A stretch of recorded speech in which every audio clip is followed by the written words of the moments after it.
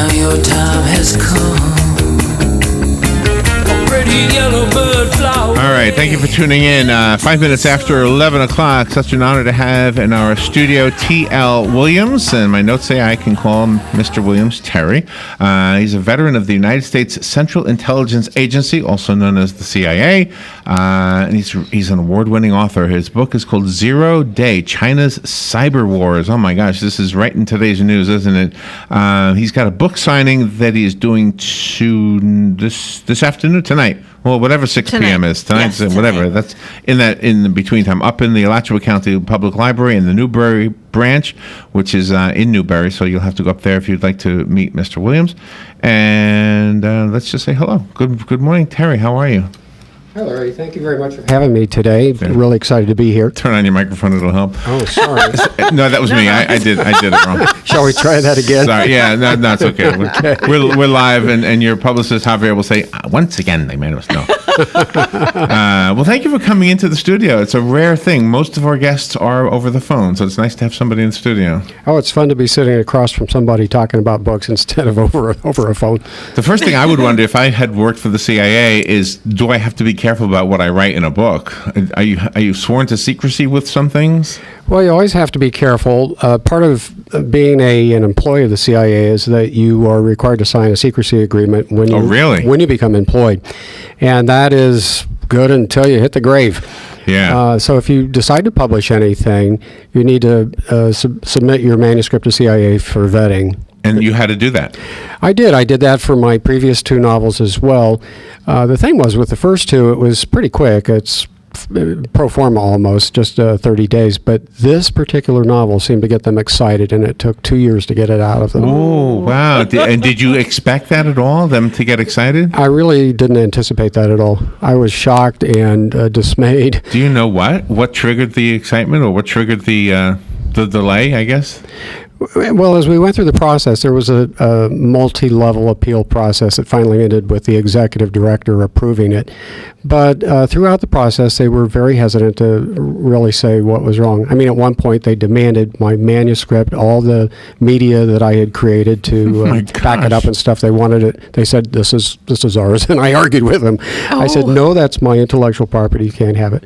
But in retrospect, what I thought was, when this was originally scheduled to come out in 2015, there were some things going on cyber between China and the U.S. Obama and President Xi Jinping from China were signing a no-hack pact. And it might have been embarrassing to have that agreement coming into play right about the time a book hitting hard on the Chinese cyber thing came out. So I don't know. So cyber attacking is something that Robin's son works to prevent at a company up in New York, right? Yes. And my son does something similar up in Gainesville. So we have people who are, I guess, young people who are learning how to hack in order to prevent hacking.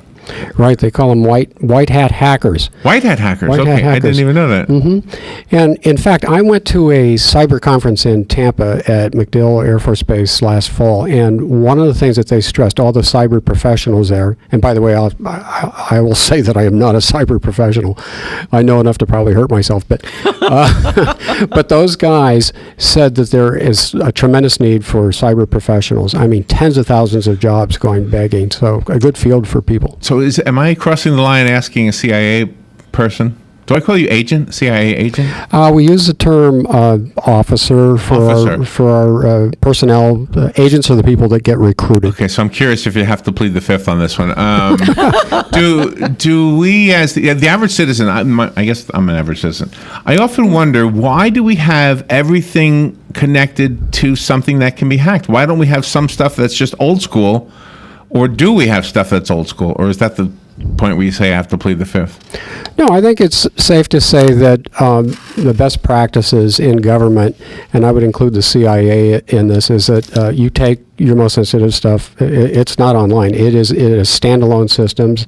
And I think that's the way it's going to go. That's going to be the standard for industry and for government. Yeah. And it should be for personal information as well. If it doesn't need to be hooked up to the internet, don't have it hooked up. Yeah, and that just to me makes common sense, and it should be that way with our electric grid too. We're told that the electric grid could be knocked out by a hacker. One of the things that you'll see when analysts look at Chinese hacks, and it's not just the Chinese, it's anybody, they do probes, and so they are probing our infrastructure. I think it was in 2012, 2013, the Chinese were detected going into 23 U.S. Natural gas pipeline companies. And the analysis was that, well, this was probably a probe to see if they could take it out if they wanted to or needed to. It probably was, yeah. When people want to do the hacks and they don't want to be noticed, do they take advantage of what's going on in the world of politics per se, like this last presidential election? And because people really weren't paying attention to things like that, they had their attention focused elsewhere.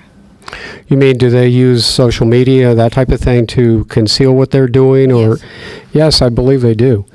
I think this was a wake-up call to everybody, this whole Russian hacking into our U.S. elections. There was a lot of disbelief, I think, on both sides. Conservatives and liberals were sort of putting out their own messages on whether or not it was true. But it appears, if you look at the intelligence analysis, it does, huh? Yeah, it looks like that's what they were doing. They definitely did it. Again, why is that even hooked up to the internet? That doesn't even make sense to me. I know a lot of that sort of, behind the scenes commentary, embarrassing stuff that you wouldn't really want out there. You drove a long way to talk about your book, and we're picking your brain on things that around the book, but not the book itself. So let's talk about the book. The book is called Zero Day: China's Cyber Wars. Tell me the storyline. Give us like a movie trailer version. Sure. Sort of. Well, this is a third in a series. The protagonist is a man called Logan Alexander. Logan had spent, in the first two books, he was mainly, working against the Iranians and terrorism. But he got recruited by the CIA after having spent time as a Navy SEAL and was forward deployed to Hong Kong to be kind of a operations officer on steroids who could do covert action if the agency wanted to do a covert action kind of thing. And while he was out there, a volunteer in China alerted the U.S. government that some serious hacking was going on. In this case, it was hacking against internal government systems. And so out of that relationship, they decided to send Logan into China to meet with him, which is kind of a tough proposition anyway, because the Chinese present a real counterintelligence threat for anybody that's trying to do operational work there. But he establishes a relationship with this man, and it turns out he is a senior person running a hacking operation within the Ministry of Public Security. Now, in the real world, China's hackers fall under the 2PLA and not under the Ministry of Public Security. But I played with a little bit. I wanted there to be a rogue governor and a rogue minister who's trying to get into the Politburo. But basically, the gist is that they're trying to take out our financial networks and our financial system to sort of leverage their own position financially in the world. So if that ever happened, what would we do? Would we just shut it all down and forbid access to it? I mean, wouldn't we have the intelligence to shut it down if we detected they were hacking? Right. Well, as it plays out in the book, they actually get ahead of it. They're ahead of the Chinese planning, and they're able to take it down before it actually goes into effect. So theoretically, with all the cyber capabilities that we have at CENTCOM, with cyber warfare people that protect government networks, and the organizations that come under DHS that are protecting civilian networks, wow. they would get a red flag. We have a break coming up, so let's take that break. Terry Williams is with us. T.L. Williams, if you're looking for the book, that's the name he uses as an author. The book is called Zero Day: China's Cyber Wars. You can meet Mr. Williams up at the Alachua Library. We'll tell you about that. He'll be there tonight at 6. We'll be right back. There is brought to you by myfwc.com. Safe boating is no accident. Areas of low clouds and fog, followed by some sunshine this Monday. The high 76 to 80. And Monday night will be partly cloudy, though 54 and then 60 along the coast. For Tuesday, a mix of sun and clouds, warm and more humid with an afternoon shower around, high 78 to 82. For Wednesday, clouds and sun and very warm and humid, high 80 to 84. From the Florida Weather Center, I'm meteorologist Joe Lundberg. It's the end of the fiscal year, and that means budget cuts and number crunching. Now's the time of the year you're evaluating your expenses, planning your budget, and finding ways to save money and increase efficiency to maximize profits. Dex Imaging understands and delivers. Call Dex Imaging today for a free document management evaluation. Cutting your office expenses is as easy as calling Dex Imaging, 352-266-0333. Start saving money today and increase your bottom line with Dex Imaging. Printers, copiers, and fax machines that increase office productivity and save you money. No one understands your bottom line better. Call Dex Imaging today, 352-266-0333, or check them out on the web at deximaging.com. That's DEXimaging.com. Or call 352-266-0333 for your free document management evaluation today. This is James Snyder, inviting you to join me each Sunday morning at 9:30 for Sunday Joy on 1370 AM, 96.3 FM. What you may have missed on the John Tesh Radio Show. Doctors are trying to find new ways to treat patients for pain without the risk of addiction or overdose, and virtual reality is the new painkiller. Would you believe a simple breathing exercise could help your kids and grandkids be more successful as adults? This is the promise of something known as, quote, mindful meditation, which any of us can try. Did you know you can catch more from a close friend or a family member than a cold? We now know you can also catch a divorce. Intelligence for your life on the John Tesh Radio Show. Don't miss this stuff. You're going to love your new windows and the immediate energy savings when you work with Renewal by Andersen. You'll experience legendary quality and installation. Visit renewalbyandersen.com for a free in-home consultation with the pros. Right now, save 20% on windows, doors, and installation. No money down, 0% interest, and 0 payments for 12 months with approved credit. Visit renewalbyandersen.com. renewalbyandersen.com. Offer ends February 28th. License CGC 1524135. All right, it's, let's see, 17 minutes after 11 o'clock, 71 degrees, warming up nicely. I guess 80 is what they expected to reach, and it's just going to be another nice day here in Ocala. If you get a chance, go up to the Alachua County Public Library in Newberry. That's branch 110 South Seaboard, the address is 110 South Seaboard Drive in Newberry. If you go there at 6 o'clock, you'll be able to sit and listen to our guest. He is going to be there at that time. It sounds like it's more than just signing books. Am I right, Terry? You're not just signing books, you're actually talking about what you did with the CIA.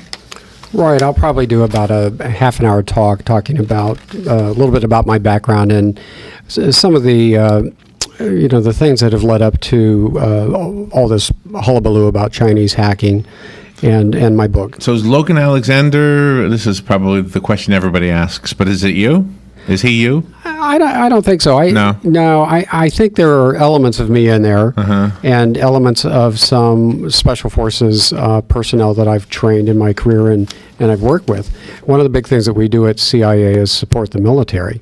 And so you have the opportunity to rub elbows with a lot of great guys in Special Forces. Does the if you could somehow jump into the future from, let's say, 40 years ago to now, would the CIA agent from 40 years ago just be frustrated by the idea that we could hack?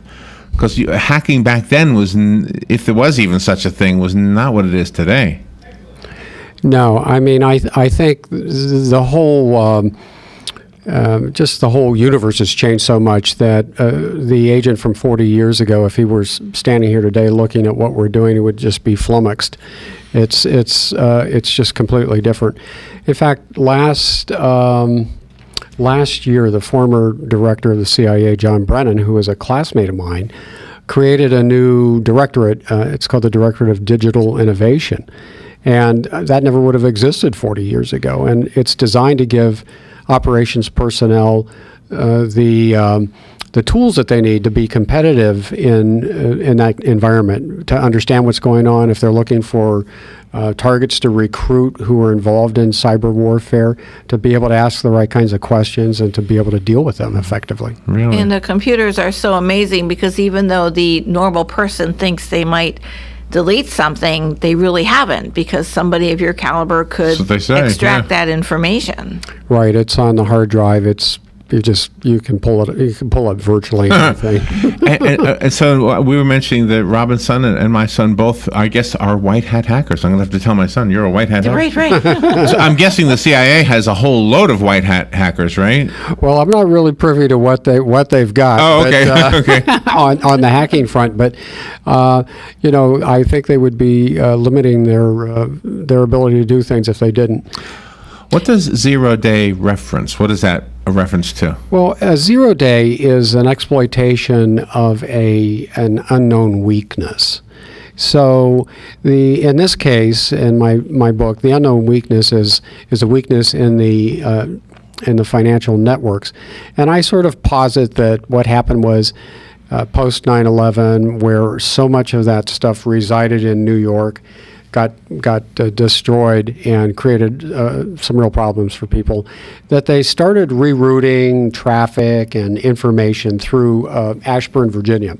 And they have these huge server farms down in Ashburn, Virginia. It's a high-tech corridor down there along the Dulles corridor. And everybody's just kind of fat, dumb, and happy. They think that everything's good. But there's a vulnerability in the system, and the Chinese have detected this. Do you know what I've often wondered with money, with technology, is what is to stop China or any country from just simply adding numbers? I mean, why do they have to wait until they sell something? Why don't they just say, you know what, we've got a bazillion yen or whatever they have, whatever the currency is? That's a good question. I was reading something the other day, and an economist made the observation that all of this Chinese hacking against U.S. economic interests has led to the biggest transfer of wealth in history. Think of that. Oh, my. Billions and billions and billions and billions of dollars in intellectual property, secrets stolen, capabilities. Yeah. And is that what you had to deal with when you were working in Asia and in the countries in Europe? I didn't so much deal with cyber hacking operations or cyber. What you're typically looking for, you're looking for human assets who can address the main issues of the day. And it always seemed to be something else going on for me. There was a war going on somewhere, and or a government was falling apart. You needed to find out what their plans and intentions were, or there were terrorists out there who were trying to hurt U.S. interests, and you were trying to find out what they had. But certainly, cyber was looming large. And did you have your bodyguards while you were active in this over 30 years? You're out there all on your own. Oh, gosh.